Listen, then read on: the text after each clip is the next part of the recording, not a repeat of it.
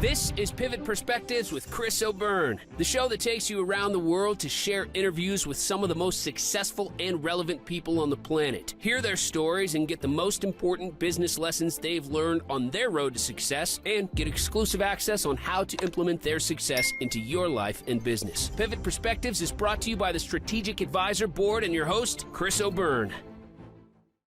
Hey, are you looking to scale your business from 5 figures to 6 figures or 6 figures to 7 figures?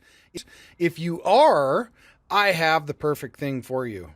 What I want you to do today is I want you to go download a book. This book is going to take you through my 3-pillar system. It's 100% free. All you have to do is go to growfast.cash. I say again, go to growfast.cash, and you're going to be able to download my free international best-selling book, which is called Be Good, Be Brief, Be Gone. You can take that book. It's going to help you scale your business to the next level. Again, go download it. Be good, be brief, be gone. Growfast.cash. I say again, growfast.cash. Enjoy. Elinor Stutz, welcome to the show. Thank you for having me, Chris. Appreciate it. It's an honor. Thank you. I would like to go back 22 years to your near-death experience, and that is where I would like to start today. Okay. It was quite an incident. It's a very long story. I'll just give you the highlights of what happened. It began 32 years ago when I finally took one day off from work for myself. I was at a red light, and a young mother, not paying attention, talking to her children in the back seat, ran full force into the back of my car. And I told the doctor afterwards I could actually feel my brain swing around inside my head, but of course he didn't believe me. And I was in terrible pain for 10 years. And then I say, thankfully, I was a passenger in a car on a rainy night. As it made a left turn, it slowly skidded into a lamppost, at which point I said, you better call an ambulance. And I want to point out that I caught myself and I changed my whole thinking pattern. When I was in the back of the ambulance, I thought, oh my goodness, that was my last ride with my mother. Is that going to be my last ride? And I said to myself, no, Elinor, you got to think positively. You're going to come out okay. And we were taken to Stanford Hospital, which I highly admire. And there I was in the hallway on a gurney while my family was being consulted, and I heard them breaking into sobs. But while that was happening, a crazy experience occurred for me. A beautiful gold light embraced my entire body, and 2 visions appeared. The first was I was to be an international speaker, to which I said in my mind, yes, that's what I always wanted to be. And then that faded away, and a second came up, and it was in the form of a life report card. On the left-hand side, I had high life marks, but on the right-hand side was completely embarrassing. It was blank, entitled Community Service. In the moment, I promised to myself and the great beyond, if you will, that understand I'm always a salesperson. Should I come out of this operation okay, I promise to begin giving back to communities any way I may. And I saw a blink of gold light. I knew I'd be okay. And then slowly but surely, the gold light over my body slowly faded away. And my family then came over to me, and I said to them, don't worry, stop crying. I'm going to be fine. Go home and get a good night's sleep. They probably thought I was delirious. Anyway, Yeah, here you are. I was put into ICU, and someone came over telling me he was a brain surgeon, asked if he could do an experiment on me. And I said, yes, I always needed that. So he didn't work on my brain, though. He worked on my neck. A metal halo was literally hammered into my forehead and attached to a 5-pound weight. That's what's typically done.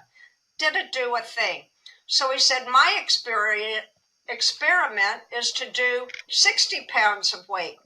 So he attached that, and instantly I knew I'd be well.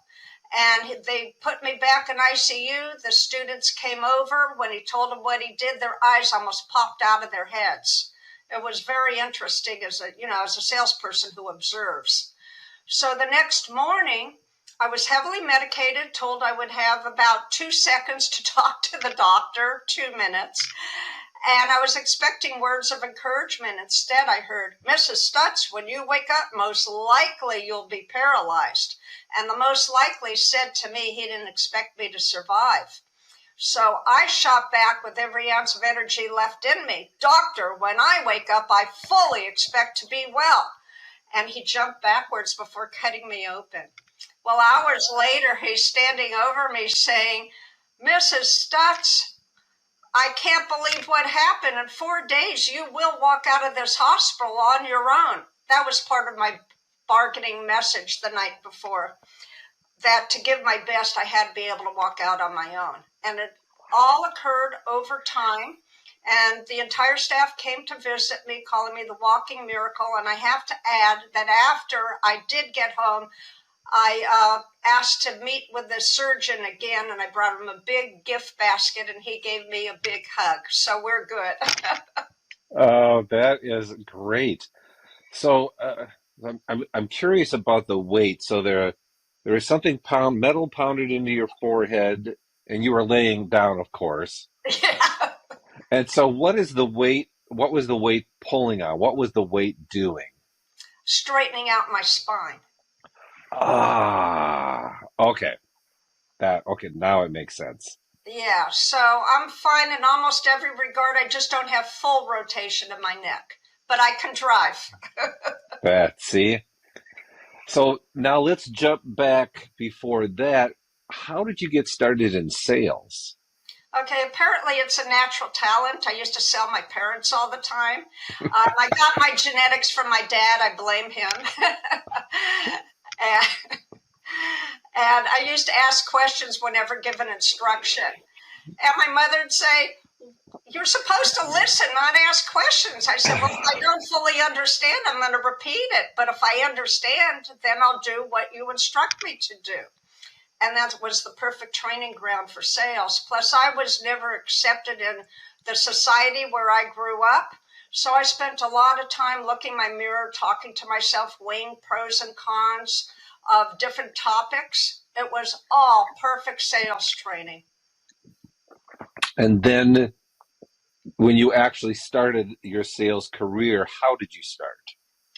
Oh, golly. I was entrepreneurial. I had a couple of businesses before I got married. And then one evening, my husband came home and said, I know what you should do. You have the personality of a salesperson. My back was to him. I got up out of the chair, looked him in the eye, and I asked, is that a compliment or an insult? I had a horrible perception of salespeople. So anyways, my first job, I actually cornered the director in to hire me using his words. I was taught to listen to people's words and copy them when necessary. So set him back on his heels. He had to hire me. It was to sell, believe it or not, an unknown brand of copier door to door against Xerox. Would you take that job? Nobody Probably not. Mind would, but it was the only one that I could, that I received an offer for. So then they decided I'm just a stupid female, no sense training me. So you know what that did for me? Gave me a green light to do things the way I want to do them. And being that I didn't know anything about the copiers, I went in and made friends with everybody I met. So they kept inviting me back. And then the CEOs all said, you have to buy from her. You're wasting valuable company time and you'll be fired. So, so the fourth month, not knowing anything about those copiers, I became the top producer and a tremendous embarrassment to the men. And then the games really got ugly. But I know how to compete. So don't worry about me. So now what do you mean when you say the games got ugly? What were some of the things they did? Well, aside from putting me down at every opportunity, the manager decided that to reward me, he would treat the men, not me, to a lingerie fashion show at a motel on the worst side of town. And my husband said, I'm not touching this one. And I didn't know what to do. And the secretaries were all looking at me. So my car, honest to God, I didn't know what to do. My car drove me to the motel. And I walk in, there's a huge banquet table, and lo and behold, there's a seat at the end waiting for me. And the director's at the other end. So what did Elinor do? I began asking questions about copiers so they could enjoy the show. And I directed most of them at the director. And then one guy asked me a horrible question. And I'll tell you if you want, you can delete this if you like. He said, I bet you don't wear outfits like that. And I said, oh, I'll be happy to answer that. But first tell me, do you wear tops, bottoms, or nothing at all? And he went back in his chair. I grew up with bullies, so it was nothing new for me. Yeah, yeah. So then they realized that they weren't going to be able to push you around like they thought. Did it get any better, or did you move on? No, it got worse because I was the top producer most of the year. And at the very end, guess what they did to reward me? They tripled my quota for the following year and gave all my hard-earned accounts to the men. There was no way, you could meet a tripled quota. So pretty much similar incidents, not quite so bad, happened year after year for 11 years. And that's why I say, thankfully, I had a broken neck and I could quit work for a while. Oh and my then regroup. goodness. I And became a so, much better person, though. yeah. So your sales career progressed, and then you had the accident, the near-death experience, and then, and this is the part I'm really curious about. So then, what did you do when you got out? What did you make happen, and how did you make it happen? Okay, well, I was just tired of everything that happened. I'll try to use nice language. And and I decided I was going to start my own business again. I miss being entrepreneurial. But I'm not good at marketing. My daughter's good at marketing. And I said, I have no idea how to name a company. I know what I want to do, though. And she said, Mom, you got just about every single sale you ever set your mind to, including Fortune 100 companies. So she said, for you, it's a smooth sale. I said, oh my God, that's a great name. And for me, it symbolizes creating a returning and referring clientele. That's the definition of the smooth sale. And I began where I was pretty well known in Silicon Valley and started training sales teams there and entrepreneurs. We moved to San Francisco and again the same. And then one day, this was humiliating. I was invited to a conference where I knew no one. I was asked to introduce myself on stage to 200 people. And when I announced I was a sales trainer, the laughter, the ridicule was unreal. I excused myself and got off the stage. But somebody kindly came over and said, to establish credibility, Elinor, you have to write a book. And I said, okay, I have nothing to lose. I'll do it. So all those horrific corporate stories came to mind. I call it a corporate tell-all with names changed to protect the guilty. And the first publishing house picked it up. It broke all records because I'm ahead of my time. The first publishing house picked it up.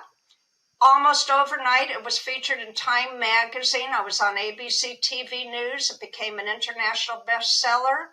And during COVID, it became evergreen among the classics. If you thought being on that stage humiliated like that, this would ever happen, I never expected it in a million years. You just never know. You keep going. That's my motto. Yeah. Well, yeah. That persistence makes, yeah, it makes a world of difference. I don't understand why they would laugh at you. What kind of conference was it that people were It was so? entrepreneurial, but women were not supposed to be in sales. It was very bigoted. Huh. And so the men thought, I had to have been horrible at it. And the women thought I was highly manipulative. Man, it just blows your mind, doesn't it? Well, if you want to hear a more recent update, why I got Yeah. into blogging, we moved cross country to be with our growing family. And I was invited to a number of business events in Washington, D.C. And I'd show up. People would take one look at me and turn their backs on me. They wouldn't even say hello because I was an older female by that time. And I thought, well, this is a waste of money and energy and time. So I thought, there's somebody talking about blogging. I'm going to give it a try. So I created the Smooth Sale blog. And I decided, wow, that's going to be my community service contribution. I'm going to offer my best insights. And then I realized I couldn't come up with original material day after day. So I started inviting leaders from varying industries to contribute their best. And over time, the blog became very popular. Man, it blows me away sometimes. So the book, let's dig into that for a little bit. What book? Now you've done more than one book, right? Yes. So which book was this, your first one that did so well? It's Nice Girls Do Get the Sale, Relationship Building That Gets Results, published by Source Books. Okay. Now, what do you think made it so popular so fast? Because at that time I was unique. A lot of the sales teams, I was the only female, and others, very few females. And I could tell you no one would put up with the harassment that I received. It was just horrible.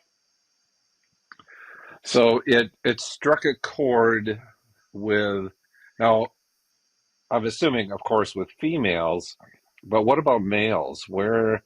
That's a perfect question because I argued about the title and I was told, just be patient, wait and see what happens. And obviously the publishing house was correct. But I share all the awful stories that occurred during those 11 years and how I overcame the awful experiences and spoke back or spoke up to people. And it's like one of a kind because most people don't have the guts to do that. I grew up with bullies, so by age 8, I knew how to speak back to everybody. You learned. Oh, yeah, the hard way, but I did it. And actually, if it hadn't been for that training, I wouldn't have survived sales. What were some of the funny stories in the book? Okay. That's a very good question. I always focus on that first one I told you. I'm going to have to think about it. I'm sorry. No, if something pops into your head, just interrupt in whatever we're talking Thank about, you. because I love these stories. So now you have sales training business. You've been training salespeople. Do you work? I mean, is it like the traditional sales training company? You go into other companies and train their sales force? Okay, I have to tell you that's what I used to do. But at this point, I write the blog. I'm on my computer most of the day. I do have clients, and I'm enjoying it tremendously. It keeps your mind going. I'm in a community where most people no longer work, and some of the conversations are very dull. So I'm committed to working as long as I possibly can to keep my mind active. That makes sense. So then let's go back to when you were first starting that company, because I'm curious about some things. So you had done sales for a while, you were good at it, you understood what made you good at it.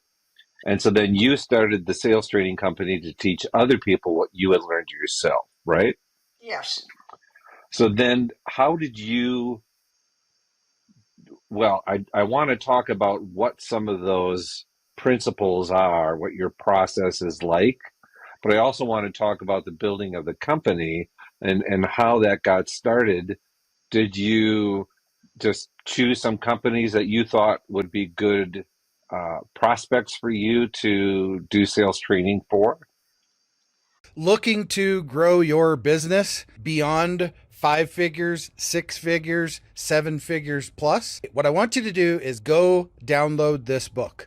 The title is called Be Good, Be Brief, Be Gone. It will help you grow your business past 5, 6, and 7 figure. Go download the book today, growfast.cash. I say again, growfast.cash, and download the book for absolutely free. Okay, I was doing the sales training before I started. Well, no, I don't think I even had Smooth Sales started when I was doing that. I may have, but I was focused on the Silicon Valley companies that I was aware of, that I admired, and that's how I got started. And then I started giving talks. Actually, here's a funny story. Someone said to me at a conference that I attended, if you want to establish credibility, you not only do you have to write a book, but then at another conference, I was told that you need to become a speaker. And that just rocked me. I didn't know what to do. But then I had an opportunity to train with Les Brown. Have you heard of him? Oh, absolutely. Yeah. Yeah, he's remarkable. So I told him about my near-death experience, and he said, "Holy cow, that's how you start your talk." And he Yeah. trained me to ask a question to the audience up front, and I share this words of wisdom with other people. And by doing that, what would you do if you had 2 seconds due to a severe accident that would change your life forever? And I'd hear the audience gasp, and then I'd have their complete attention. And at the end, due to Les Brown, I don't take credit, I got thunderous applause every single time, and a lot of attention as a vendor afterwards at the conference. Okay. So he knew how to hook the audience. Oh, yeah, but I have to say beforehand, when I began sales, I was a nervous wreck. My clothes had to go to the cleaners every day. So I enrolled in a Dale Carnegie public speaking class. And it was 3 months long. I was afraid the first night to announce my name, if you can believe it. In the middle of the class, I was telling them instances about what was happening at corporate without again using the names. And they burst out laughing. And I didn't know if they were laughing at me for being an idiot for remaining at that job, or because they found it truly funny. But I got the answer the last night. I was the grand prize winner. So I went from being afraid to announce my name to being the winner. Do they still have Dale Carnegie training? They do. I just met somebody who's very involved with them, and I told her that's what made me successful, was that training. I've heard that from a lot of people. Yeah, I learned when you meet someone, you don't go to sell them. You go to get to know them on a professionally personal level. Ask them questions. Why are they taking time to meet with you? What caught their interest? And when you can dig deeper with those questions, then the sale comes naturally. And I was called a breath of fresh air every time. I can see why. What your sales training then? What was that process like? What did you take people through? What was the structure of your training? Okay, well, I always had a workbook. And it was, people used to use all these PowerPoint slides that would put me to sleep. So I didn't do that. I would have conversations like I did with my clientele. If I had a group of entrepreneurs or sales teams, I'd start by asking them questions. What did they want to know? Let's prioritize the list. Get ideas from the audience, then I'd give my perspective, and then we'd have a conversation about which ideas spoke to them most and why. And by the time they left, again, I would get applause because they said they began seeing the sales process in a totally new light. It's about being authentic, being yourself. No two people think exactly alike. So why'd you follow a script? Hmm. That's So when you're starting a sales conversation, what do you usually start with? I usually start with what I suggested earlier. Thank you so much for having me in today or meeting with me online today. I'm curious what caught your attention to spend time with me. Hmm. And I want to hear their perspective first. It's the only way I'll know the appropriate questions to ask. And I asked lots of questions. I had connected with somebody in the UK a number of years ago because he always advocates asking questions up front too. Yeah. So you go in, you get started on asking the questions, you're digging deeper, trying to find out what their real need is. Yes. And From a sales perspective, you need to know needs, wants, and desires. So all those questions slowly but surely bring them out. And then sometimes, I don't know if you ever watched the show Columbo years ago. I loved it. Yeah. So people used to refer to me as Columbo in the sales arena because I'd call a client after my first meeting and I'd say, I was thinking about you last night, so I have one more question to ask. I know, I was just thinking that he goes to walk away and he's like, oh, there's just one more thing I was wondering about. Yeah, And then that's he's got what him. And a word like a charm. They were so flattered that I was thinking about them the night before. Mm. So and I think a lot of salespeople, or at least people starting out, don't realize it's all about the questions. The And questions and the personal connection. And then yeah, when I got a big sale, I would give them a gift basket or I'd offer to take them out to lunch to say thank you. And I had a lot of repeat business. yeah, I would imagine so. Are there other sales, there's the other sales gurus who are out there now and have all the books and programs and things. Any of those that you think are uh, on the money, that are doing it right? There are a number of people, but I'd like to switch for a moment. On LinkedIn, it's a highly professional website. And recently I became acquainted with a few people who put out these charts. I'm not a chart person, but I admire the information they put on about what's good leadership and what type of approaches you should use in business. And I repost all their charts. Ah, And, that's a good tactic. oh, it is. It gets lots of views. Yeah. Now, again, which of the the sales gurus out there, do you kind of jive with? That you feel like they're doing things right? Yeah, you're talking about specific authors?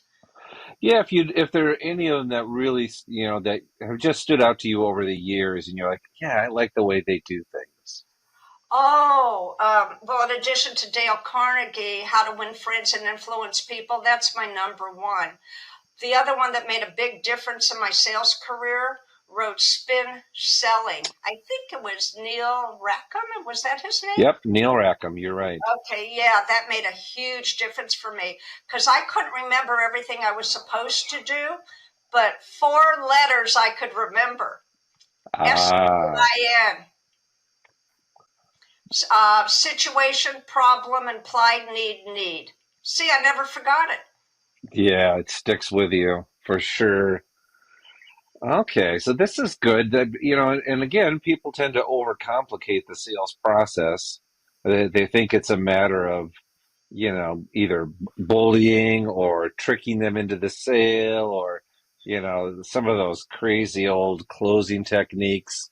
Uh, yeah, I never found those worked either. And I've done quite a bit of sales, and I have to say that your methodology is what I found worked the best. It was ask a lot of questions, develop a relationship, and I mean, just it doesn't take much to actually care a little bit about somebody. Yes, absolutely. And actually, you're not going to believe this. I learned this as a Girl Scout. I had to sell cookies. And I said to my mom, I want to go door to door. She said, it's not safe. So I said, well, if that's not safe, how come it's safe for you to go door to door for March of Dimes? I just grew up asking questions.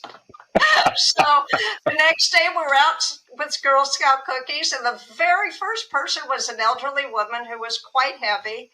And she said, oh dear, I can't buy. I would love to, but my doctor told me I can't eat sugar anymore.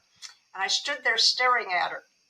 And she finally said, do you have a question? I said, yeah, actually I do. Do you have grandchildren, nieces, nephews? And she said, yes, I do. And I said, well, don't you think they might visit more often if you had sweets in the pantry for them? She bought 10 boxes. That was age 10. So it's definitely a natural. Oh my goodness. yeah. So my underlying saying that I don't usually broadcast is my smile is my disguise. Don't mess with me. So you wrote that first book. Now you've gone on to write how many more? 3 more books? Yeah, it's possible I did. The second one also did well. It's called Hired, How to Use Sales Techniques to Sell Yourself on Interviews. And because I had to keep changing jobs while, was annoying and hurtful, it also was a benefit because I became an expert on how to sell myself. So my favorite story, do we have time for a story? Absolutely. Okay, you'll love this one. When I met my husband, I began international travel age 16. And when we met, he was working for an airline. So I knew he was the one. And one of our first trips before starting a family was a photographer safari in Africa, in Kenya and Tanzania. So my 4th job interview, she said, if you could be an animal, which one would you be? And I just lit up. I said, oh, that's a great question. I would be a giraffe because when they run in the plains, their coat shines. It's beautiful. They have extremely long necks. And people complain about salespeople going after low-hanging fruit. But if I were a giraffe, I could get the ones at the top of the trees. She almost fell off her chair. And I was hired on the spot. That's great. I have a 7-year-old daughter, and last year she got to feed a giraffe at the zoo in Tucson and loved it. Oh, that's Just loved it. great. That's great. And I just thought of a really other horrific sales story. It was my 4th job, the one that I just got after telling them I want to be a giraffe. I was the top producer once again. I brought in Fortune 100 companies. And then after a year, the company was going to sell to another one. So they had to meet with us individually to discuss salaries for the following year. The manager calls me in and says, this is what we're going to give you for a yearly salary. I could have made more selling papers door to door. That salary. I was so insulted. And I said, well, what are you giving Henry? And he said, you can't talk about anybody else. That's not permitted. So I was about to get really, really angry. And all of a sudden I burst out into laughter and it was uncontrollable. So it was the manager's turn to turn red. And he said, you've got to sign this right now, to which point I stood up. I said, you know what? Call me in tomorrow when it's not April Fool's Day. And I walked out. It was April 1st. And the next morning, the director saw me and he said, I heard what happened. And he was smiling.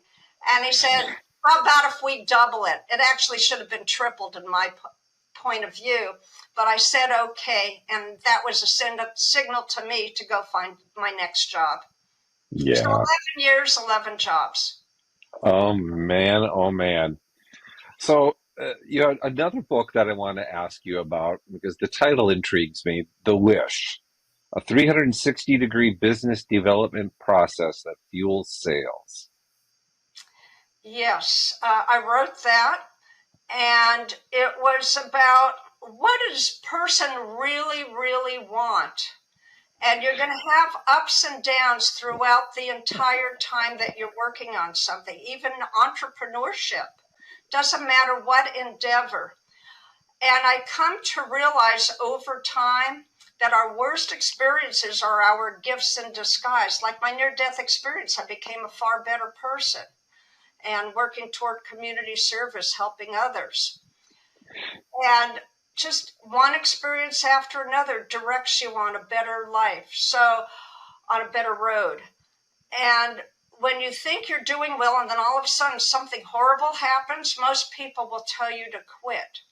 But that doesn't solve anything. And my other saying is, we only have one life to live. Our job is to live it without regret.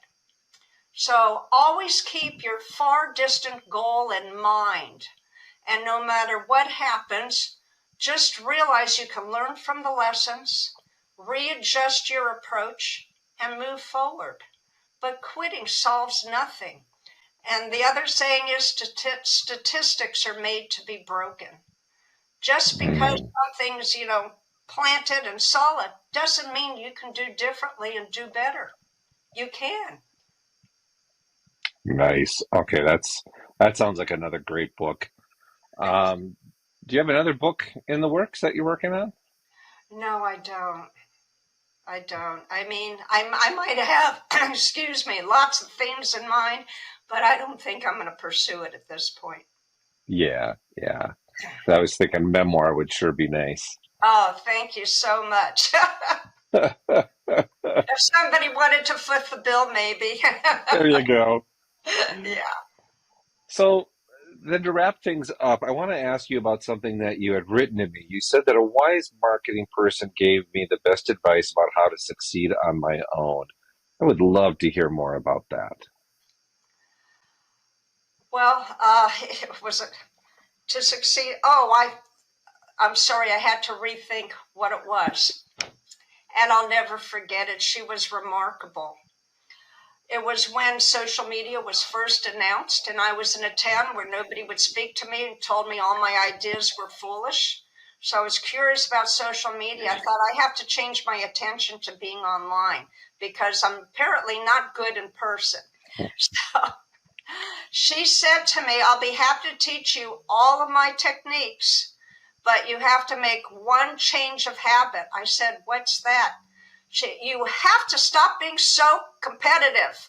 You have to be collaborative.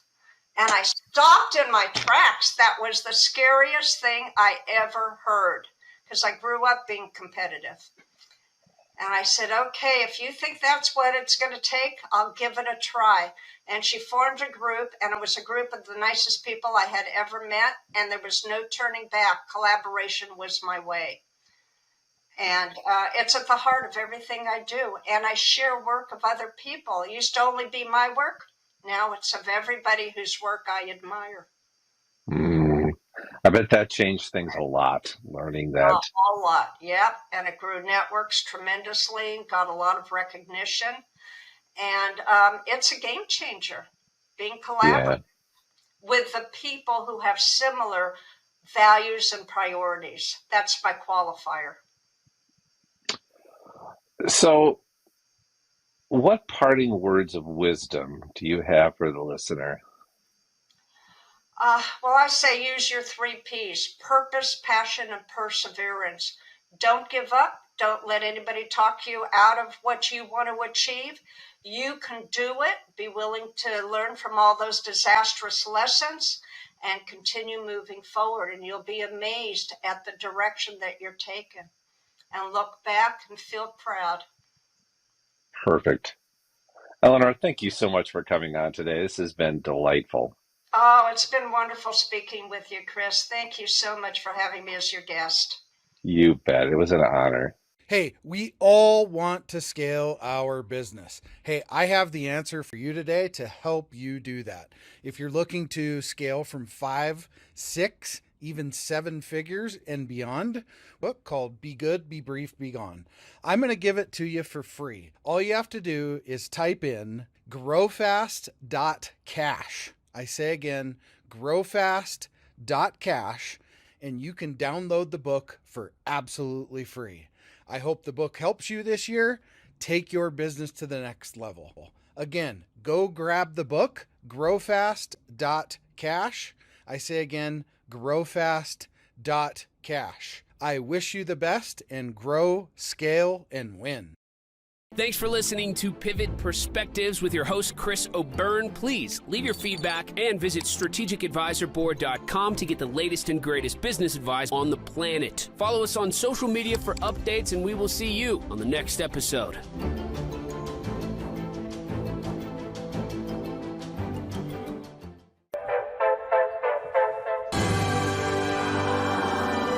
There it is. Magnum. Holy moly. Yeah, baby! That's what I've been waiting for! Dear God, it's beautiful.